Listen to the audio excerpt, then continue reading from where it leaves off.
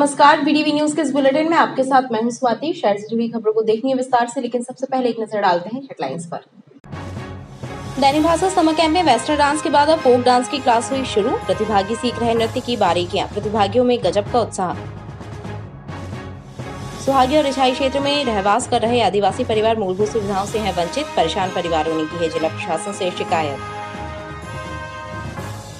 और कांचघर छुई खदान इलाके में अवैध रूप से जलाया जा रहा कचरा, फैल रहे प्रदूषण से लोग परेशान।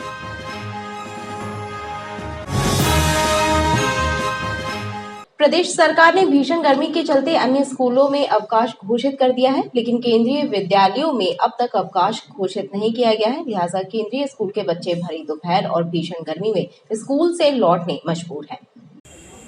मध्य प्रदेश कर्मचारी संयुक्त मोर्चा ने केंद्रीय स्कूलों में अवकाश घोषित करने और स्कूलों को बंद कराने की मांग को लेकर कलेक्टर के नाम रांझी एसडीएम को ज्ञापन सौंपा। इस दौरान पदाधिकारियों ने कहा कि गर्मी के मौसम में स्कूली बच्चे परेशान हो रहे हैं।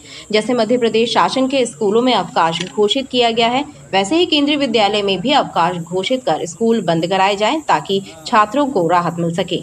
मध्य प्रदेश शासन द्वारा समस्त स्कूलों को अवकाश घोषित करके बच्चों की छुट्टी कर दी गई है, लेकिन जिले में केंद्रीय विद्यालय जो है वहाँ के बच्चों की आज भी छुट्टी नहीं की गई है।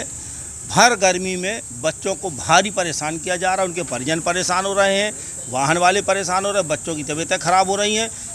जिला प्रशासन से मैं निवेदन करता हूँ कि जैसे मध्य प्रदेश शासन के स्कूल बंद हैं, अवकाश घोषित किया गया, केंद्रीय जो विद्यालय चालू हैं उन्हें भी तत्काल बंद कराया जाए, बच्चों को इससे राहत दिलाई जाए भर गर्मी में। मध्य प्रदेश अधिकारी कर्मचारी संयुक्त मोर्चा के तत्वाधान में आज सभी संगठनों के पदाधिकारियों ने इस भीषण गर्मी में जो केंद्रीय विद्यालय के बच्चे परेशान हो रहे हैं और शालाओं में जाने से उन गर्मी में झुलस रहे हैं, और जिला प्रशासन शिक्षा विभाग का इस ओर ध्यान आकर्षित कराने के लिए संयुक्त मोर्चा का यह प्रयास रहा है। और आज हमने एसडीएम रांझी साहब को कलेक्टर साहब के माध्यम से एक ज्ञापन सौंपा है कि जिस तरह हर स्कूल बंद किए जा रहे हैं उस तरह केंद्रीय विद्यालय के स्कूल भी बंद किए जाएं, ताकि अबोध बच्चों को, छात्रों में जो इस गर्मी में परेशानी जा रही है उससे निजात मिल सके।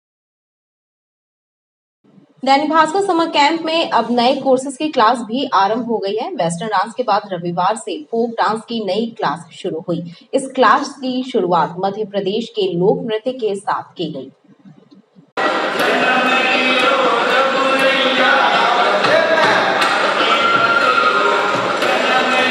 दैनिक भास्कर समर कैंप में अब नए कोर्सेज भी प्रारंभ हो रहे हैं। 1 मई को वेस्टर्न डांस की क्लास के साथ समर कैंप का आगाज हुआ।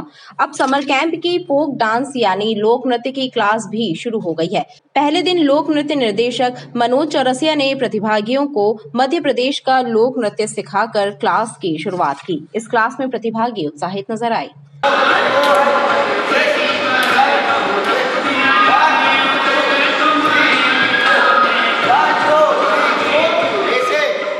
5 मई से लोक नृत्य फोक डांस की क्लासेस आरंभ हुई हैं, जिसमें अभी आज संख्या थोड़ी सी कम है।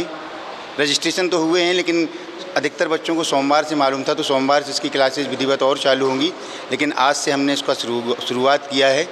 और आज पहले दिन, जैसा कि हम मध्य प्रदेश का प्रतिनिधित्व करते हैं, तो मध्य प्रदेश के लोक नृत्य से ही आज हमने शुरुआत की है। आगामी 12 दिनों में इन बच्चों को हम मध्य प्रदेश, छत्तीसगढ़, पंजाब, राजस्थान जैसे प्रांतों के लोक नृत्य सिखाएंगे। मैं दैनिक भास्कर समर कैंप में आई हूँ और मेरा पहला दिन है और यहाँ बहुत अच्छा लग रहा है, बहुत मज़ा आ रही है। पहला दिन है, अच्छा लग रहा है बहुत। क्या सीखने हैं? मैं यहाँ फोक डांस सीखने आई हूँ। सर भी बहुत अच्छे हैं, बहुत अच्छा डांस सिखा रहे हैं। हम लोगों को बहुत सारे टाइप्स बताए हैं आज, बहुत अच्छा लग रहा है। वहीं दूसरी ओर समर कैंप की वेस्टर्न डांस क्लास में प्रतिभागी उत्साहित नजर आए। प्रशिक्षक स्वप्निल जालोन और उनकी टीम के मार्गदर्शन में प्रतिभागियों ने म्यूजिक पर डांस का अभ्यास किया। 1 2 3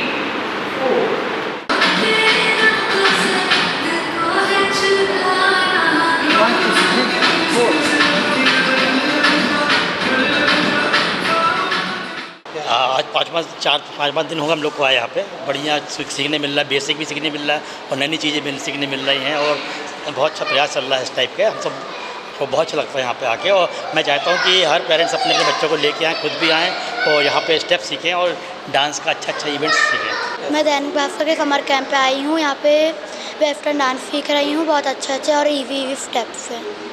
कैसा लग रहा है? बहुत अच्छा लग रहा है। मैं आज दैनिक भास्कर में आई हूँ। आज मेरा 5वां दिन है। यहाँ पर मेरे को बहुत मज़ा आ रहा है और यहाँ पर मैंने वेस्टर्न डांस सीखा है। दैनिक भास्कर कार्यालय विशंबर भवन सिविक सेंटर में जारी भास्कर समर कैंप में जल्द ही और भी क्लासेस शुरू होने जा रही हैं। अलग अलग विधाओं की क्लासेस के लिए प्रतिभागियों का रजिस्ट्रेशन किया जा रहा है। पीड़ित मानव सेवा के उद्देश्य को लेकर राम मंदिर मदन महल में समाज सेवी संस्था प्राइड ग्रुप और अन्य संस्थाओं के सहयोग से निःशुल्क हेल्थ चेकअप कैंप लगाया गया। इस शिविर के माध्यम से लोगों के स्वास्थ्य का परीक्षण कर उन्हें उचित परामर्श और निःशुल्क दवाएं भी वितरित की गई। पीड़ित मानव सेवा के उद्देश्य और लोगों को स्वास्थ्य के प्रति जागरूक करने के उद्देश्य से मदन महल स्थित राम मंदिर परिसर में निःशुल्क स्वास्थ्य शिविर लगाया गया। समाज सेवी संस्था प्राइड ग्रुप और अन्य संस्थाओं के संयुक्त तत्वावधान में निःशुल्क स्वास्थ्य शिविर का आयोजन हुआ। यहाँ चिकित्सकों ने लोगों के स्वास्थ्य का परीक्षण किया और उन्हें उचित परामर्श के साथ ही निःशुल्क दवाएं भी वितरित की। प्रगति लेडीज क्लब और लॉज जबलपुर जेम्स द्वारा संयुक्त रूप से विशाल मेडिकल चेकअप कैंप का यहाँ पे श्री राम मंदिर मदन महल में आयोजन किया जा रहा है, जिसमें 14 विभिन्न विशेषज्ञ डॉक्टर अपनी सेवाएं दे रहे हैं। इन विशेषज्ञ डॉक्टरों के द्वारा जो दवाइयाँ भी लिखी जा रही हैं, वो दवाइयाँ भी यहाँ पर इस कैंप में निःशुल्क प्रदान की जा रही हैं। और इस कैंप में आप देख रहे हैं कि भारी भीड़ यहाँ पे आ गई है और अधिक से अधिक लोग इस कैंप का लाभ उठा रहे हैं। स्पेशली डॉक्टरों ने यहाँ पे सेवा दी। यहाँ पे सैकड़ों मरीजों ने आके अपना चेकअप कराया और डॉक्टरों से सलाह लेके यहाँ पे दवाई भी निःशुल्क दी जा रही है। ईसीजी तक भी यहाँ पे निःशुल्क हो रही है। ब्लड सैंपल लोग दे रहे हैं, शुगर टेस्ट करा रहे हैं। शिविर में लोगों के ब्लड शुगर, ब्लड प्रेशर की जांच की गई और उन्हें स्वस्थ जीवन जीने के लिए जागरूक भी किया गया। कांचघर छुई खदान क्षेत्र में कचरा डंप कर जलाया जा रहा है, जिसकी वजह से पूरे इलाके में प्रदूषण फैल रहा है। लोगों का सांस लेना तक मुश्किल हो जाता है। लोग हैरत में है कि कचरा कठौंदा भेजे जाने की बजाय छुई खदान में डंप क्यों किया जा रहा है।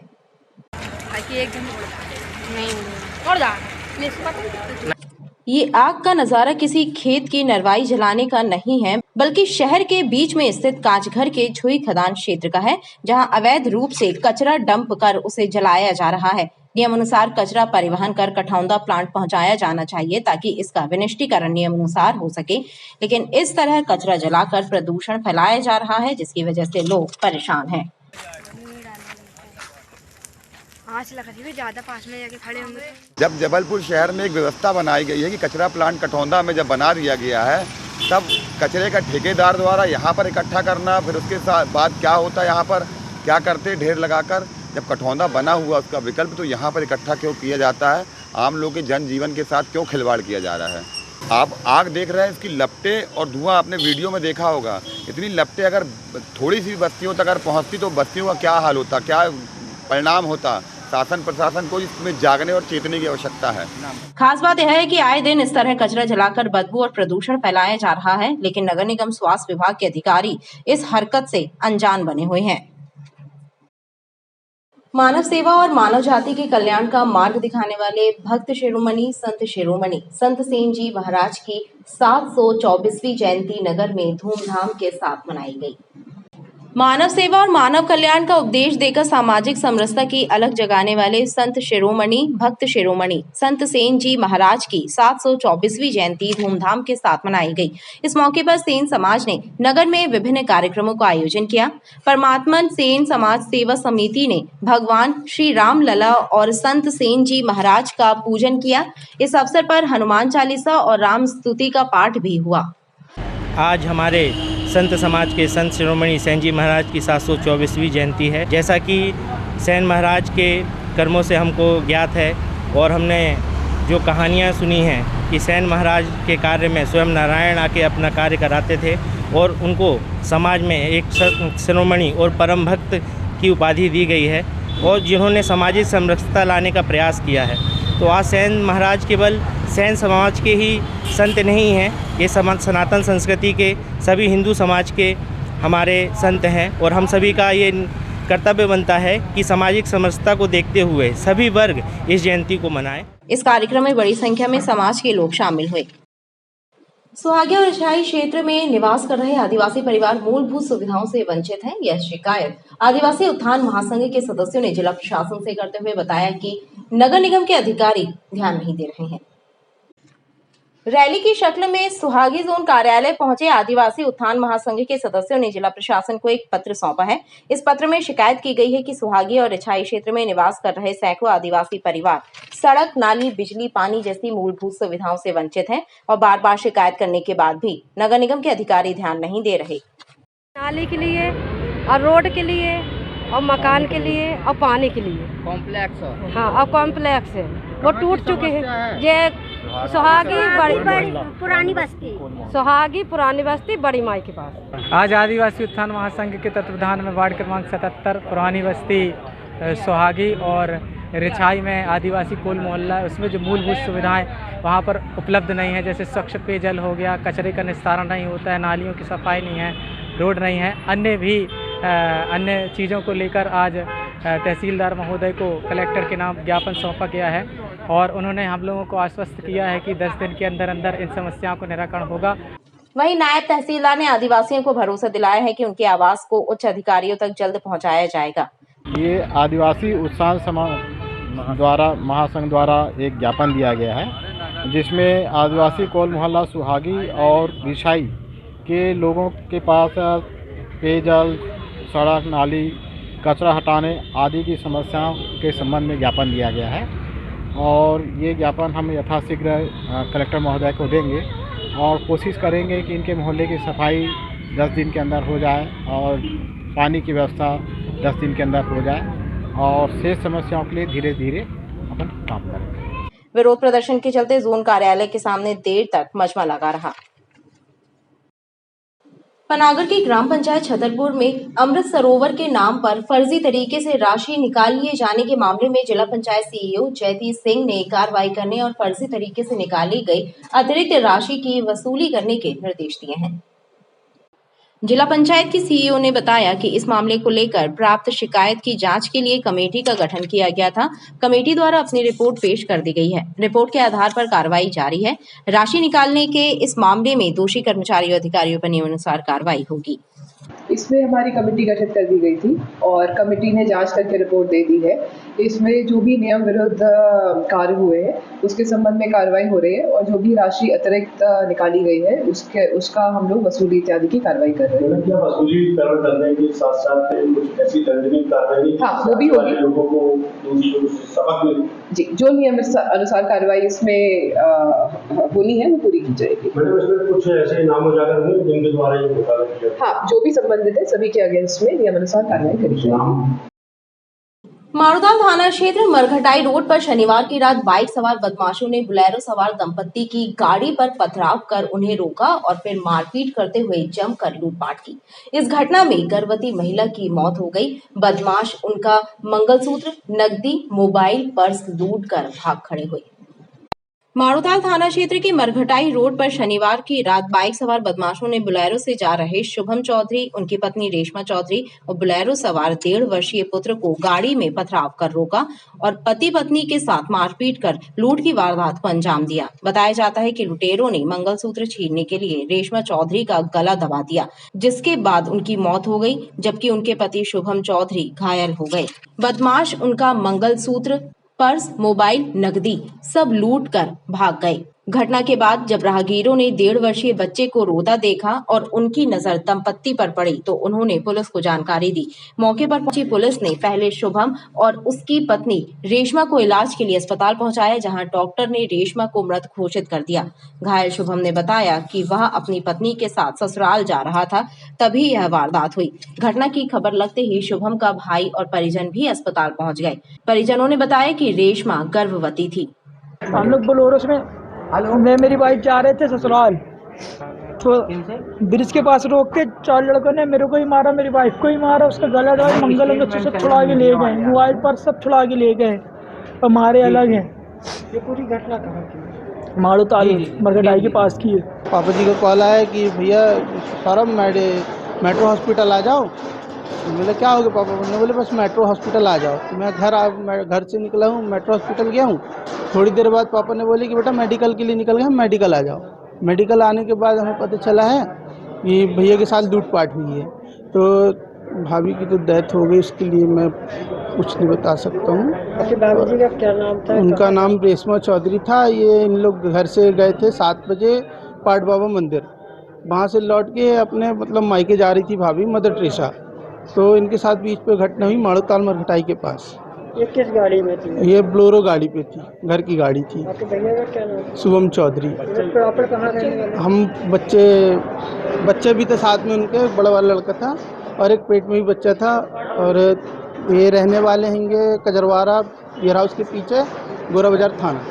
इस घटना के बाद पुलिस महकमा सख्ते में आ गया। एसपी आदित्य प्रताप सिंह भी देर रात मेडिकल अस्पताल पहुंचे। यहां उन्होंने शुभम और उसके परिजनों से बात की। एसपी आदित्य प्रताप सिंह ने बताया कि प्रारंभिक तौर पर जो घटना सामने आई है उस आधार पर एफआईआर दर्ज कर ली गई है। जल्द ही वारदात को अंजाम देने वाले बदमाशों का पता लगाकर उनकी गिरफ्तारी की जाएगी। थाना माड़वताल में थोड़ी देर पहले की घटना है और उसमें पति पत्नी जा रहे थे और अभी तक जो सूचना है उन पे 3-4 लोगों ने अभी तक जो डिटेल्स हैं उसके मुताबिक उन पे ये रॉबरी का प्रयास है। उसमें जो महिला पे जो अटैक हुआ वो उसमें उनकी डेथ हो गई है। प्रकरण में भी पुलिस अपराध पंजीबद्ध करके आगे कार्रवाई कर रही है। देखिए अभी इन्वेस्टिगेशन ऑन है, अभी जस्ट घटना हुई है और सभी अधिकारी सभी ऑफिसर्स लगे हैं और जल्दी ही इस मामले को ट्रेस करें। ऐसा बता रहे हैं प्राइमा फेसी कि लेडी है, वो प्रेग्नेंट थी और अभी लेकिन पुलिस आगे की कार्रवाई करके जल्दी आरोपियों को गिरफ्तार करेगी। बताया जाता है कि शुभम, उसकी पत्नी रेशमा और 1.5 साल का बच्चा पाट बाबा मंदिर से दर्शन करने के बाद शुभम की ससुराल जा रहे थे, तभी बदमाशों ने इस वारदात को अंजाम दिया। बताया जाता है कि वारदात को अंजाम देने वाले बदमाशों की संख्या 4 थी, जिन्हें पुलिस तलाश रही है। नगर निगम पर ठेके में काम करने वाले एक कर्मचारी की इलाज के दौरान मौत हो गई। बताया जाता है कि युवक दुर्घटना का शिकार हो गया था। उसे इलाज के लिए मेडिकल अस्पताल में भर्ती कराया गया था, जहां उपचार के दौरान उसकी मौत हो गई। नगर निगम में ठेके पर काम करने वाले कर्मचारी आकाश ठाकुर की इलाज के दौरान मेडिकल अस्पताल में मौत हो गई। बताया जाता है कि आकाश सड़क दुर्घटना में घायल हुआ था, जिसके बाद उसे इलाज के लिए मेडिकल अस्पताल में भर्ती किया गया था, जहां उपचार के दौरान उसकी मौत हुई। अस्पताल प्रबंधन से मिली जानकारी के बाद सिविल लाइन थाना पुलिस ने मामले में मर्ग कायम कर उसके शव का पोस्टमार्टम कराया है। पुलिस घटना की जाँच कर रही है। आकाश ठाकुर है, अंकित नगर सेठी नगर का रहने वाला है और रिलायंस फ्रेश दुकान के आगे जो तिराहा पड़ता है रेलवे स्टेशन जाते हैं, वहाँ तिराहे पर रोड एक्सीडेंट के कारण चोट आने से मृत्यु होना ऐसा पता चला है और जांच कर रही है पुलिस। जांच पर और जो सामने आते कार्रवाई की जाएगी। क्या काम करते थे? ये नगर निगम में काम करते रहे, बताएंगे। ये ठेके पे काम करते रहे, पता चल रहा है।